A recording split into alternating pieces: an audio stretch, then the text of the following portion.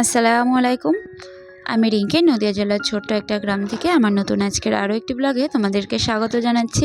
আর আশা করছি আল্লাহর রহমত আর দোয়াতে তোমরা সবাই সুস্থ ও ভালো আছো।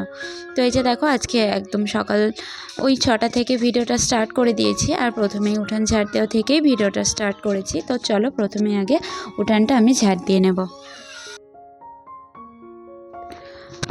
তো উঠানটা ঝাড় দেওয়ার পর তারপরে চলে যাব হচ্ছে ঘরের কাজে, রান্না বান্নায় সমস্ত কাজে।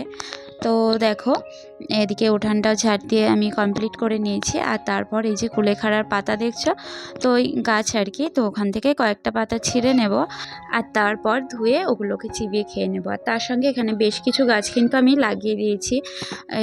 ধরো ওই তুলসী গাছ, পেঁপে গাছ তো তোমরা দেখতেই পাও, তার সঙ্গে অ্যালোভেরা রয়েছে, পুদিনার পাতা রয়েছে, এরকম বেশ কিছু গাছ যেগুলো আমাদের নিত্য প্রয়োজনীয় আর কি, কারি পাতা, এগুলো আমি এই সাইডটা লাগিয়ে দিয়েছি। আর তারপর চলে এসেছি এদিকে রান্নাঘরে। তো দেখো, আজকে ভাবছি একটু ঘুগনি করব, তো ওই জন্য এখানে মটরটা সিদ্ধ বসিয়ে দিচ্ছি, তার সঙ্গে আলুও দিয়ে দিচ্ছি, একটু গাগুলো কেটে নিয়ে। আসলে গত রাত্রিবেলাতেই আমি ওগুলোকে ভিজিয়ে রেখেছিলাম। তো এই যে তারপর এদিকে চলে এসেছি একটু মশলা চা করতে, মানে তুলসী পাতা, তার সঙ্গে হচ্ছে গোলমরিচ, লবঙ্গ আর আদা দিয়ে দেবো। কারণ শীতকালে এরকম চা কিন্তু খুব ভালো যায়, আর আমাদের মানে ঠান্ডা কাশি বা গলার পক্ষে কিন্তু ভীষণ উপকারী। তো ওই জন্য আজকে এই চাটাই আর কি বসিয়ে দিচ্ছি। আর চাটা না অসম্ভব সুন্দর কালার, আর তার সঙ্গে কিন্তু খুব সুন্দর আর কি স্মেল ছড়াচ্ছিল। তো যাই হোক, কালারটাও খুব সুন্দর এসেছিলো। তো এখন চাটা খেয়ে নেব, আর তার পাশাপাশি আমি ভাতটা বসিয়ে দেবো। তাহলে ওইদিকে মটরটা সিদ্ধ হয়ে গেছে, চাটা আমরা খেয়ে নেব, আর তার মধ্যে ভাতটাও মোটামুটি হয়ে যাবে। তো তারপরই চলে যাব রান্নাবান্নায়। তো যাই হোক, আমার ভিডিওর এই পর্যায়ে অবধি যারা এখনও রয়েছে, যদি তাদের আমার কথা বা কাজ বা কোনো কিছু যদি ভালো লেগে থাকে, তো প্লিজ একটা লাইক দিয়ে আমার ভিডিওটা কন্টিনিউ করো।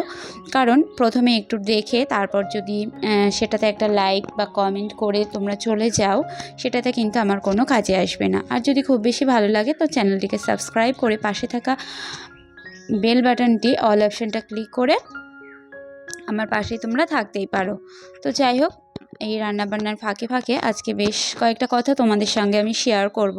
অবশ্যই কাজ রিলেটেড কথা, তেমন একটা বলবো না। তো যাই হোক, এই যে আমরা জীবনে কিন্তু অনেক মানে না চাইতে অনেক সমস্যায় পড়ে যাই বা সুখ শান্তি কিছু খুঁজে পাই না।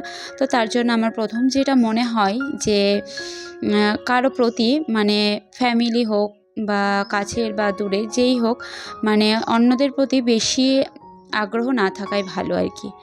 মানে জানার বা বলার এই আগ্রহ, অযাচিত আগ্রহ কিন্তু আমাদের জীবনে সুখ শান্তি কেড়ে নেয়। কারণ তুমি যত জড়িয়ে যাবে, যত আগ্রহ দেখাবে, ততই সমস্যার সম্মুখীন হবে।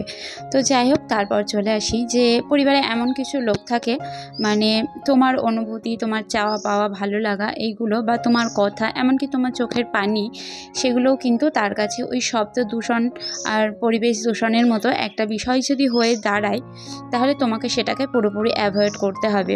কারণ সেই রকম মানুষের কাছ থেকে তোমাকে গুটিয়ে নিতে হবে। জানি অনেক কষ্ট হবে, কিন্তু তুমি যদি এটা একবার অভ্যাসে পরিণত করে নিতে পারো, তাহলে দেখবে কোনো সমস্যায় আর তোমাকে কাবু করতে পারছে না। এভাবে কিন্তু তুমি নিজের থেকে আর কি স্ট্রং হয়ে যাবে।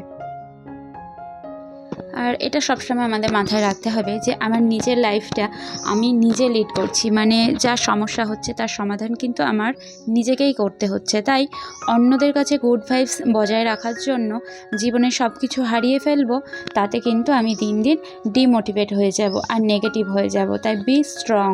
আর স্ট্রং হওয়ার জন্য এগুলো এত প্রাধান্য দেওয়ার কিছু নেই, এত কিছু ভাবার কিছু নেই, কারণ সবাই সবার নিজেরটা বোঝে, সবাই নিজের ভালোর জন্যই বোঝে। যদি তোমার নিন্দাও করে, তাহলে জানবে সেখানে সে নিজেকে ভালো প্রমাণ করার জন্য তোমাকে কিন্তু সে সেখানে খারাপ বানিয়ে দিচ্ছে। তো এত কিছু না ভেবে একটু নিজের জন্য ভাবো, দেখবে অনেকটা স্ট্রং হয়ে যাবে। আর মোট কথা হলো, নিজেকে তো ভালোবাসতেই হবে, কারণ যে নিজেকে ভালো না বাসে, স্বপ্ন না দেখে, চেষ্টা না করে, সে কিন্তু কখনোই স্ট্রং হতে পারে না। আর এই যে দেখো, এটা না দেখালেই নয়, মানে আমি ভাতটা চাপিয়ে দিয়ে বাইরের দিকে গেছি, ঘরে ঢুকে দেখি কি মেয়ে এখানে জিরে ভাজা তারপরে পেঁয়াজ এইগুলো আর কি ভাতের মধ্যে দিয়ে দিয়েছে। তো আমি তো ঘরে ঢুকে যেই বলেছি এটা কী করেছো, তো আমাকে বলছে আমি তোমার জন্য বিরিয়ানি রান্না করে দিচ্ছি মা। তো যাই হোক, সেই ছোট্ট একটা ক্লিপ আর কি তোমাদের সঙ্গে শেয়ার করলাম। তো ওগুলো উপরে অনেক ভাত আর কি নষ্ট হলো, তারপরে ভাতটাকে আর কি উপর করে দিয়েছি।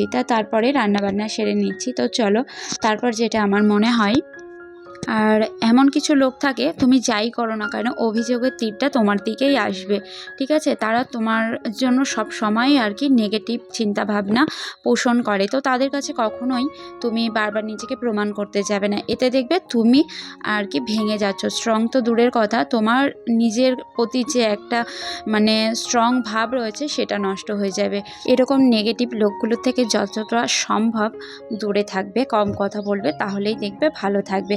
কারণ এরা তোমাকে কখনো সামনে আগিয়ে দেবে না, এরা 10 হাত পিছিয়ে নেবে। আর লাস্ট যেটা আমার মনে হয় যে নিজের মধ্যে যেটা সুপ্ত ইচ্ছে যে আমি এটা করতে চাই বা এভাবে প্রতিষ্ঠিত হতে চাই, এরকম পরিস্থিতি কখনোই কারোর সঙ্গে শেয়ার করবে না যতক্ষণ না তুমি সফলতা পাচ্ছ। কারণ তোমার ওই ইমোশনাল ব্ল্যাকমেল করার লোক কিন্তু প্রচুর আছে, কেউ তোমাকে আগিয়ে দেবে না, সবাই পিছিয়ে নেবে। তো যাই হোক, আজকের ভিডিওটা এই অবধি। তো কেমন লাগলো জানিও, সবাই ভালো থেকো, আল্লাহ হাফেজ।